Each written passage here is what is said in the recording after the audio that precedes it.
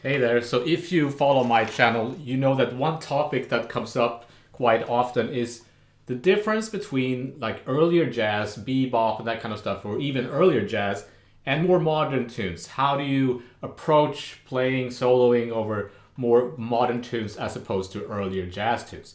If you know me, or if you follow my channel, you know that I love both early jazz as well as modern jazz. Maybe contemporary jazz is a better word. One thing I think that separates those two different styles of jazz is the use of slash chords. You don't find a lot of slash chords in early jazz, even though Duke Ellington used it and stuff like that, but not that much. So here I have this tune, My Belle Helene by Kenny Wheeler, which has a lot of slash chords. Almost every chord in this tune is some kind of slash chord. So if you want to solo over that, you have to kind of learn a little bit of theory to understand this stuff. So we're going to learn this tune and talk about how to solo over these modern sounding slash chords. So let's get started, shall we? So the way it's written on this page is that there's an A section and the B section is a half step below the A section. It's the same thing, but a half step lower. But they actually start the tune on the recording. They start the tune with the B section, but without the melody. And then the melody is introduced with the A section. So we'll do that.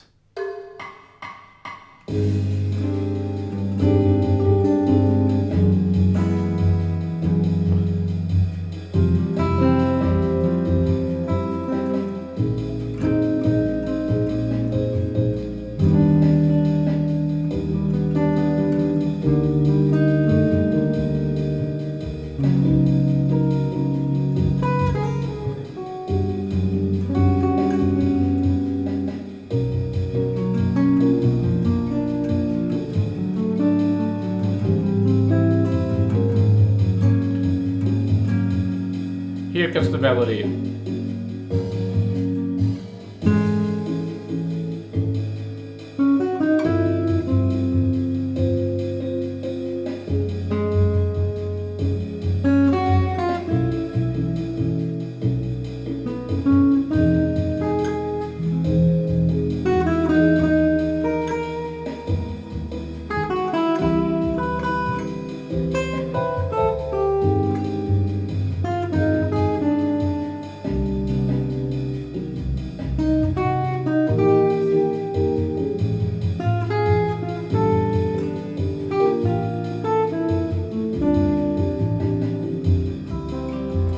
And everything a half step lower.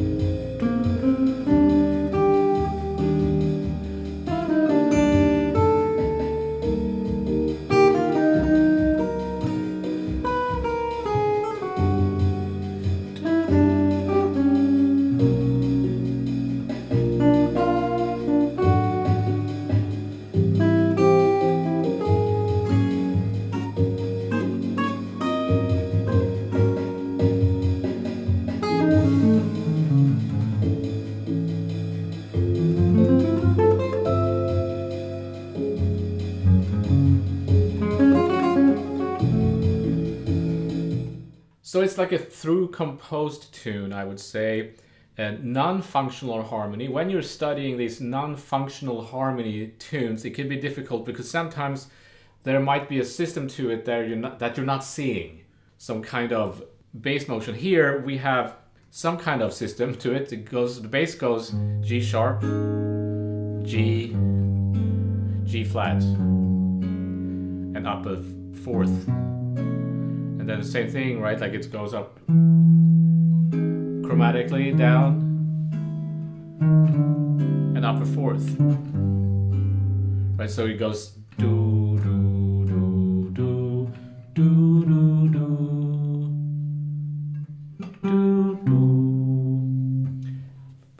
every chord is just like this kind of sound, a slash chord. So what are slash chords? It's a chord symbol with a slash and another bass note. Not to be confused with polychords. These are slash chords. It means that the bass is different than the chord. And there are different kinds of slash chords. There could be a chord inversion. So let's say the first chord we're looking at here, for example, A major 7 sharp 11. I think of it as a flat 5.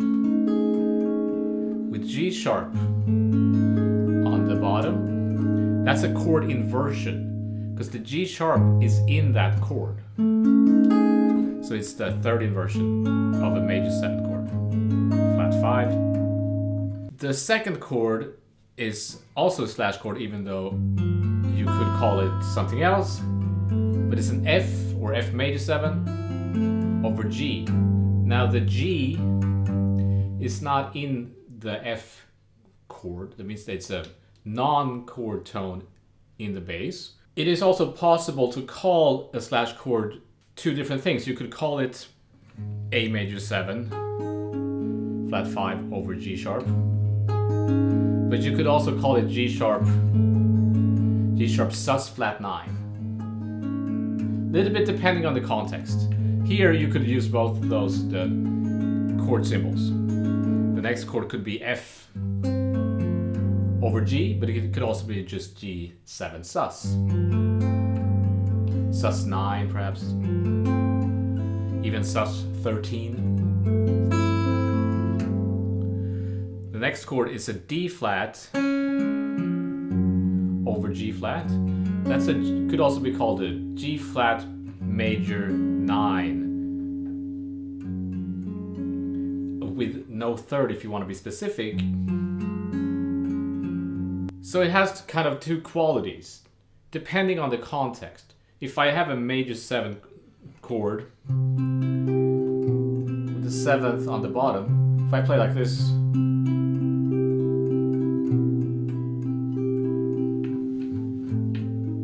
right, it's pretty straightforward. It doesn't sound very strange at all. It could be a Beatles tune. So it's C major 7 with the 7th on the bottom.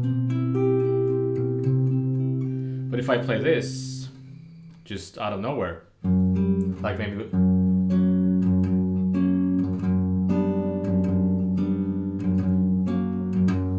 it's some kind of Phrygian sound, right?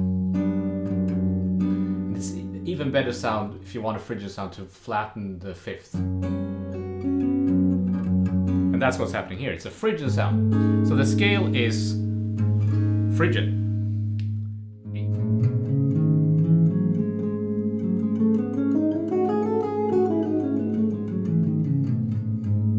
So I think from the bass note, the bottom note,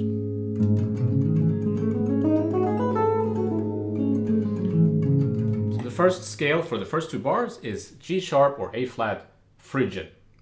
It's important here also to not be confused by the bass note versus the root. So the root of that chord could be considered A because it's in the chord inversion, but the bass note is G sharp, and that's what we're finding our scale from. So then the next chord is just Mixolydian. And you see that chord? It's a Mixolydian sound. So G mixo.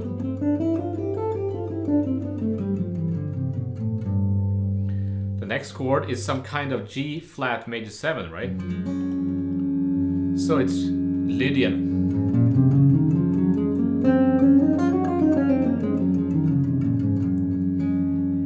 It could be major, maybe you prefer Ionian there. And then there's another sus chord. B sus.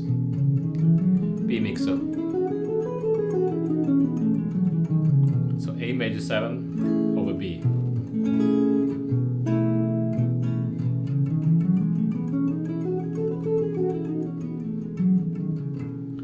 Next we have E major 7 sharp 5, which again, you've two ways of labeling it. It could be E major 7 sharp 5 or A flat over E. here you would have to play a Lydian augmented, so Lydian sharp 5 scale, which is the third mode of C sharp melodic minor.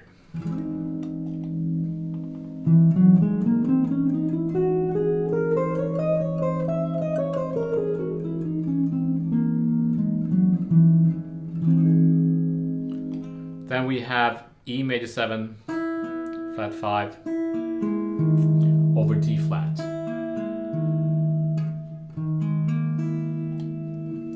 Phrygian again, right? D sharp Phrygian.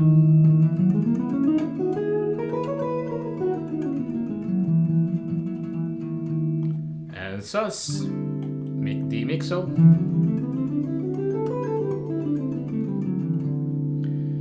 Then we have another Phrygian chord, G Phrygian.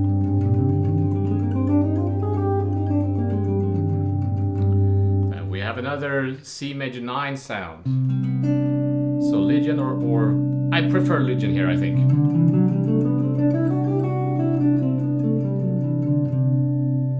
Now next bar, here is just one chord per bar. So here the chords are moving a little bit quicker.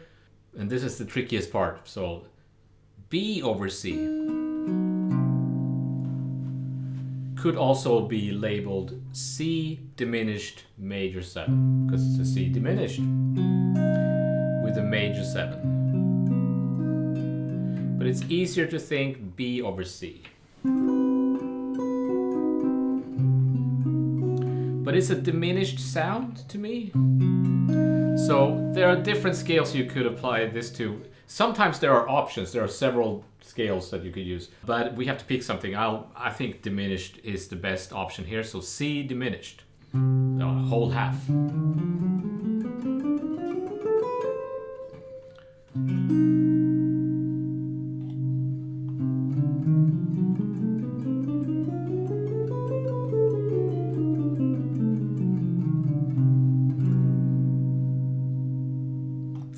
Then we have the strangest chord, I would say, of all of them, which is E flat over A.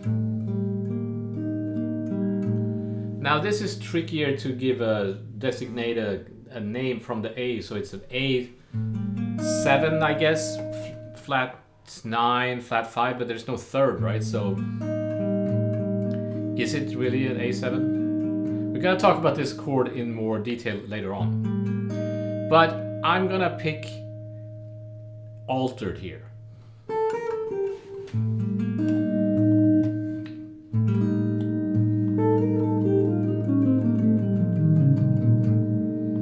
Could be half whole, could be other things, but I think altered works really good for this chord here. Then we have another major 7 sharp 5 chord. So here it's D flat over A. I guess a better name would be, it's actually, what is it, C sharp over A.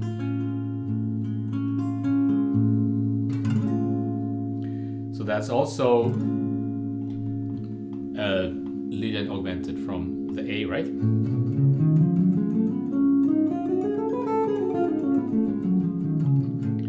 So the third mode of F sharp melodic minor.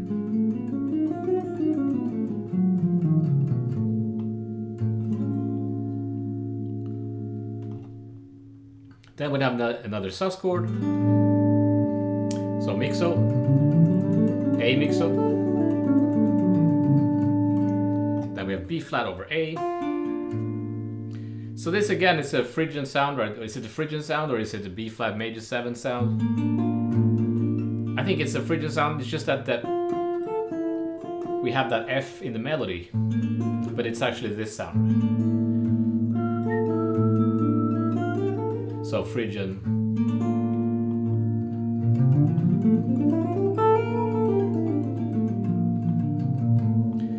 And then the last 4 bars is just a D minor 11. So you get a little bit of a break that you can just play your Dorian, D Dorian stuff. Then the whole thing repeats a half step lower.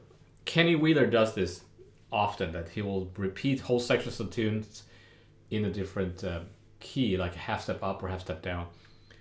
So it's quite a workout if you want to work out all those scales over all these chords, so which is great. But it's obviously not the easiest tune in the world.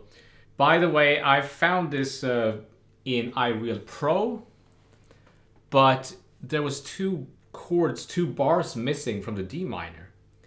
I thought that was kind of weird. Then I realized that there is not enough room. This is a problem with iReal Pro. There's a limited number of bars. What you can do is you can just put a repeat sign on the last 2 bars, and then you fix that problem. I think I had to go to the forum and download. It didn't come with a package of songs that you get with iReal Pro. You have to go to the forum and download it, I think. All right, let's say you want to practice these scales. What I would do is I wouldn't try to play the whole thing at once. Maybe just the first two chords. So then you take the next 2 chords or something like that. So you would loop that. Here I have looped the first 4 bars, the first 2 chords. Then just try to play the scales.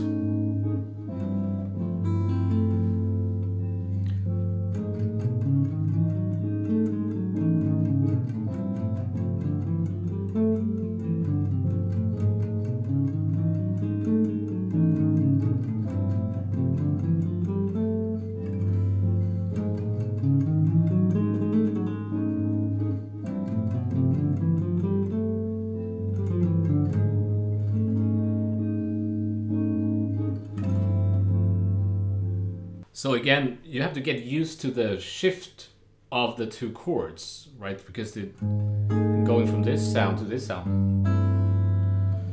As I'm sure you are thinking right now, it's like, if you know your scales, and I'm talking to those people here who know your modes and practice your scales and all this stuff in the theory, that's not the hard part. The hard part is to transition from one chord to the next in a musical way and creative way, and having like good musical ideas that continue over the bar line.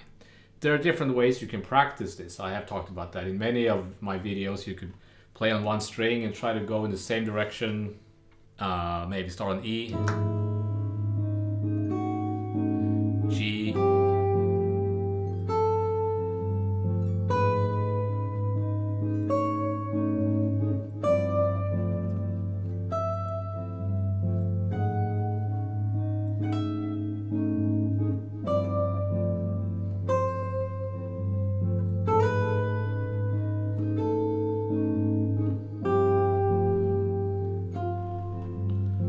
Another thing you can do is you can kind of aim for a note, like target a note.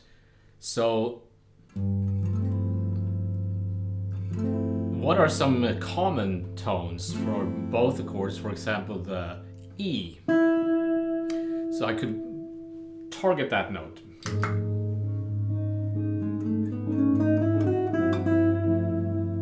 And then try to transition into the next scale.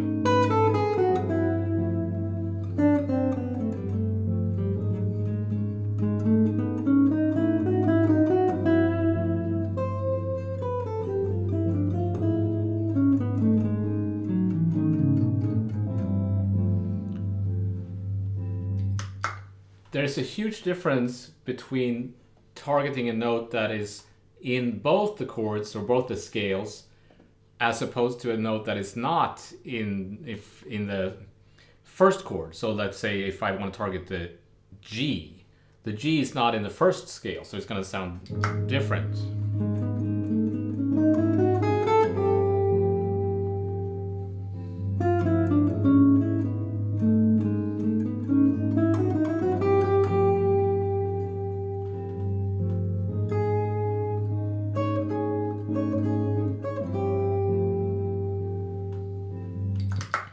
So just spending time with these 2 chords and work on your ear training so that you can really sing the scales and hear them.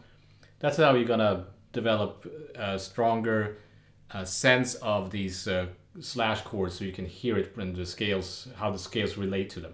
You could practice arpeggios. When I practice arpeggios over these types of chords, I tend to think of from the chord, the parent chord, rather than the bass note. So the first arpeggio would be an A major 7, flat 5 actually, because I think that's a better sound for Phrygian. So an A major 7 flat 5 I would use over that. You could start on it. But I'm thinking A there, not G sharp. And the next chord I'm thinking F, so F major 7. So an A major 7 flat 5 arpeggio to an F major 7 arpeggio sounds like this.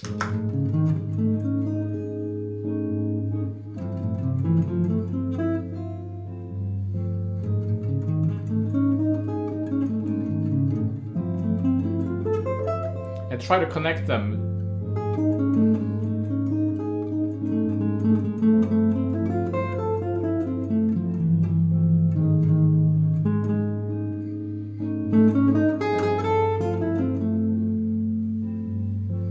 One of the most important things to understand when it comes to this type of playing, if you listen to the Mike Marino and Gilad Hexelman, Kurt Rosenwinkel, like the modern players, is they put a lot of emphasis on voice leading. So you can play pretty much anything, any weird chord to another weird chord, if you use good voice leading. So you might look at some chart by Kurt Rosenwinkel and say, this is just a bunch of weird chords. Yeah, but there's an idea behind the voice leading. So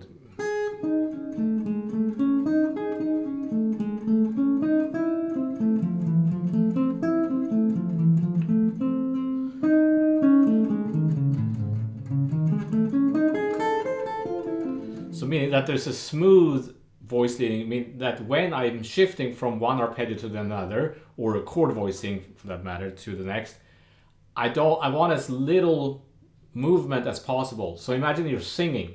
You don't want a big leap. You want to go with like maybe even a half step. So here's a major 7 arpeggio. Now I'm in the F arpeggio.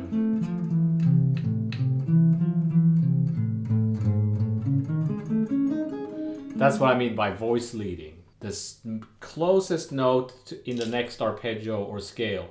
Not that you always have to play like that, but you want to practice like that because you want that ability to use smooth voice leading. That's gonna make any chord change sound good. So let's move on to the next 2 bars. I'm just gonna play a major 7 chord actually. To B sus.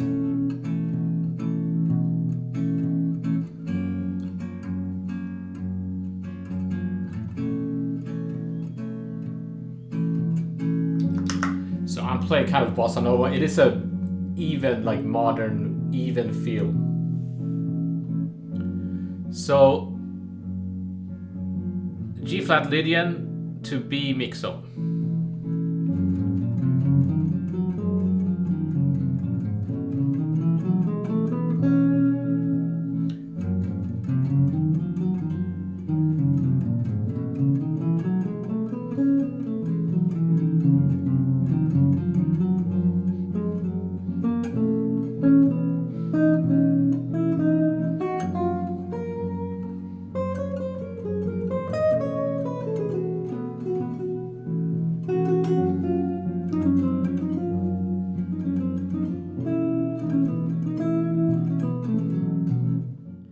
And the arpeggios would be G flat major 7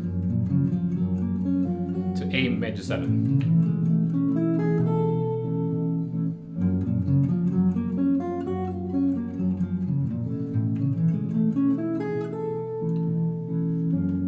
Because B sus is an A major 7 over B.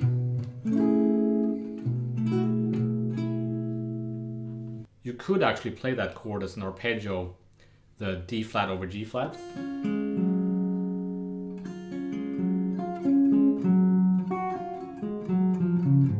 You just drop the B flat to an A flat.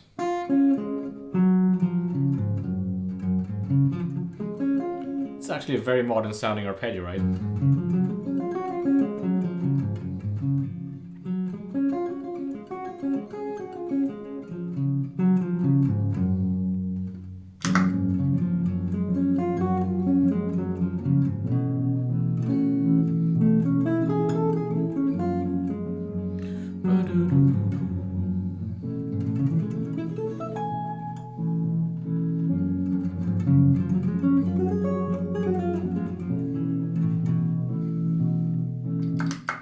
now I could go back and practice all the first 4 chords in together, but I'm gonna move on here. So E major 7, sharp 5.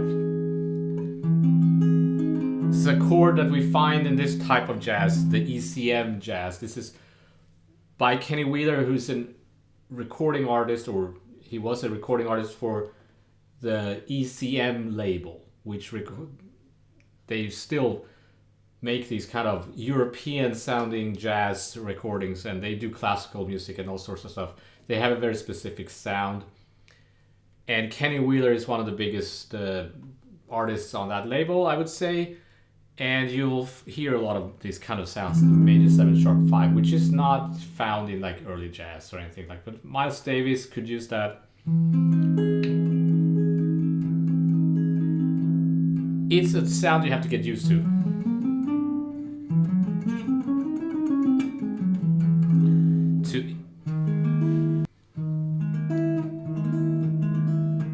I'm gonna play D sharp Phrygian there, which is, I guess, E Lydian.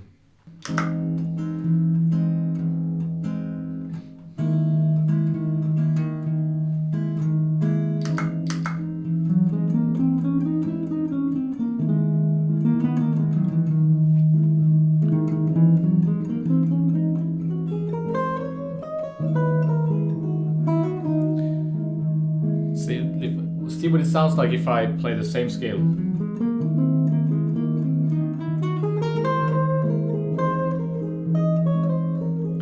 As opposed to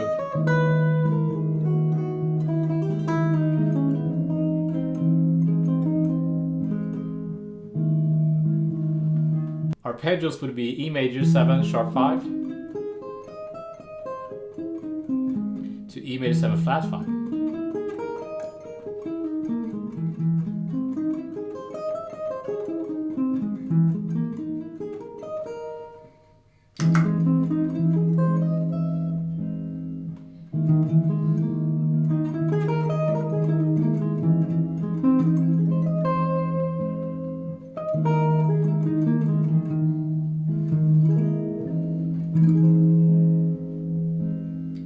So understanding how to use the major 7 flat 5 arpeggio,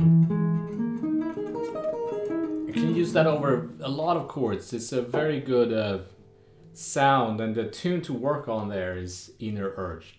I have made videos about how to use that arpeggio over other chords, and I also made a video about Inner Urge. Okay, so here's the trickiest section. C over G, it's just gonna be C Lydian. So again, it is a C major 9 chord, so it's a C major 7, basically. And then this, which I strangely enough include in the major 7 family, even though it's a minor 3rd, but it has a major 7.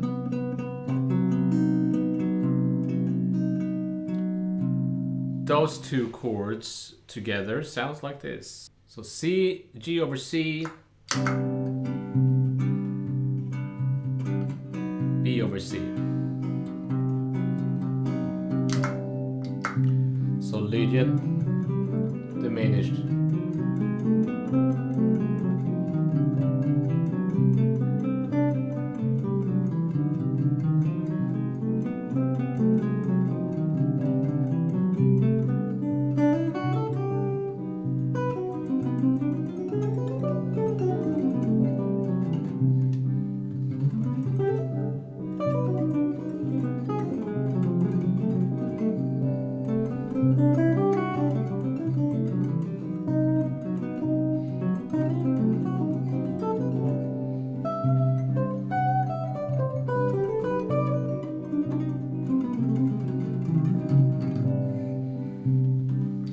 And arpeggios would be C major 7. Again, you could drop the E to D. But I'm gonna play a C major 7 to a C diminished major 7. So it's C diminished major 7.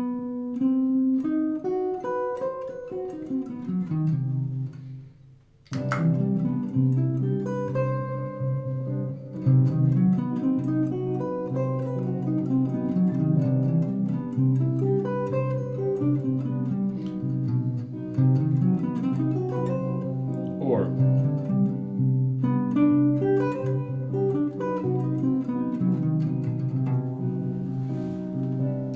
of course you want to be listening to the recording and see this John Abercrombie is playing there. I transcribed his solo. I think he's playing like E harmonic minor there, which also works. And that was one of my first, if not my first YouTube video I did. I had a transcription of that solo that John Abercrombie plays on this tune, but it got removed because of the copyright strikes, obviously.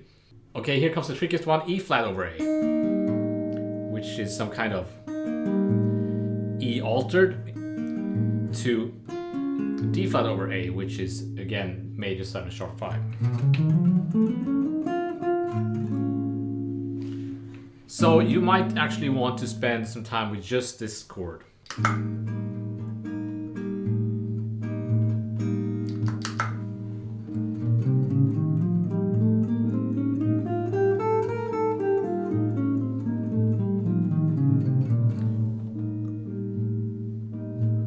This is the scale A altered.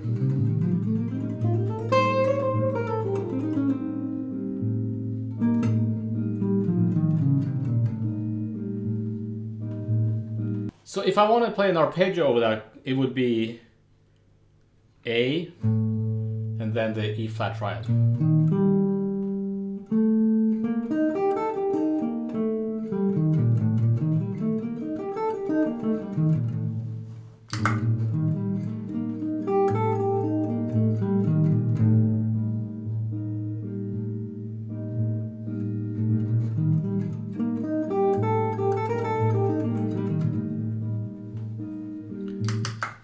And here's something that this book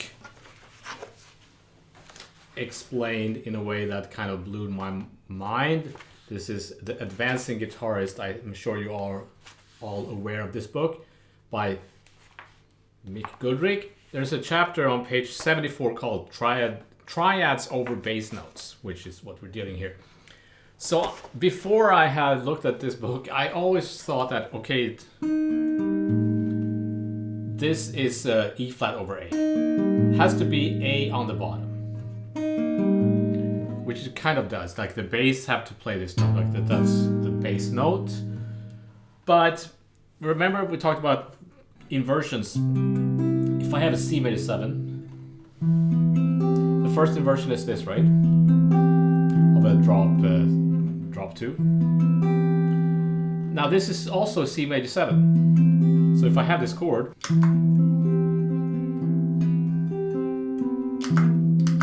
I could play C major 7 arpeggio.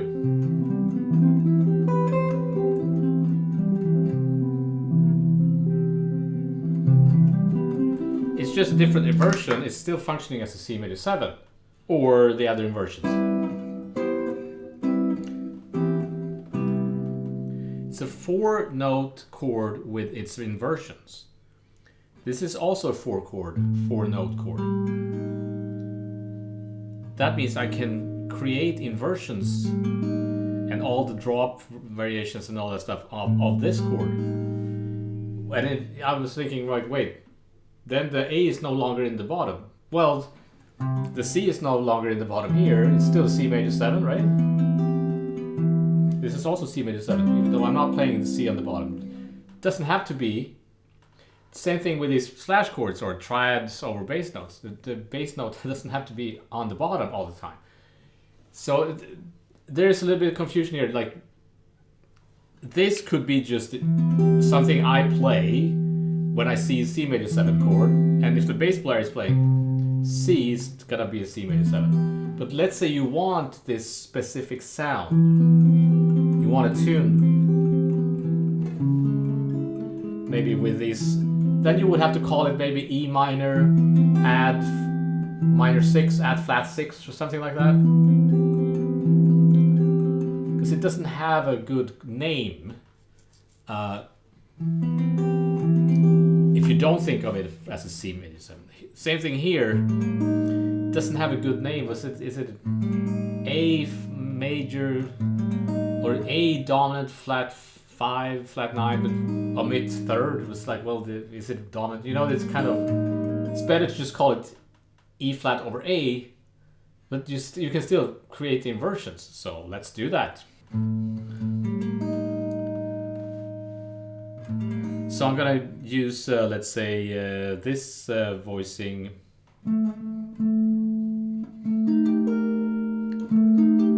So that's an E flat over A, right? You could think of that as a minus 7 flat 5 with a C drop to a B flat to find the inversions.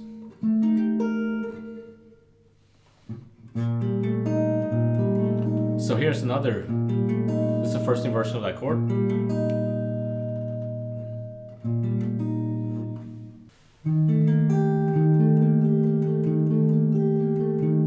It's an E flat open triad with an A. And lastly,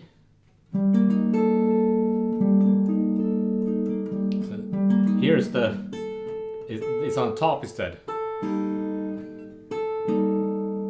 So this is the weird thing, it's an A over an E flat, but the chord symbol would be E flat over A. I'm just using another inversion, right?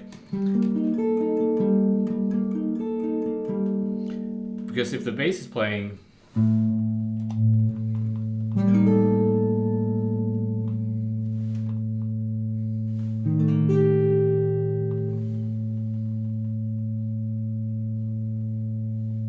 this was a bit stretchy.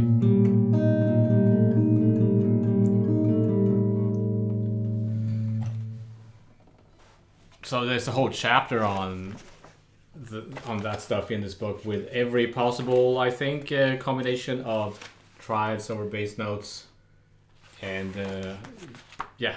So then you go through this process with every chord in this tune until you've played through the whole thing, and then hopefully you'll be able to make some music over this tune. So that was My Belle Helene by Kenny Wheeler, PDF, on my Patreon page, and I want to thank you for your time and attention. I shall see you next time.